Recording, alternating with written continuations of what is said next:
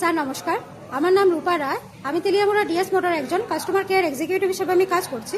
Sir আপনার নামটা কি আছে আমি কি জানতে পারিনি? আপনার অ্যাড্রেস?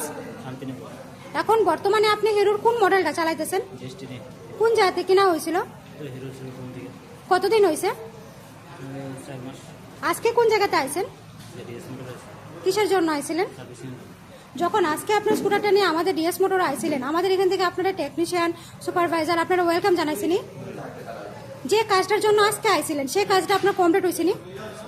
যত টাকা জানানো হয়েছে এত টাকার মধ্যে হয়েছিনি, সময়ের মধ্যে কাজটা কমপ্লিট হয়েছিনি। আর বিলের কপিটা আপনার মনে হয় হোয়াটসঅ্যাপে সেন্ড করে দেওয়া হয়েছে।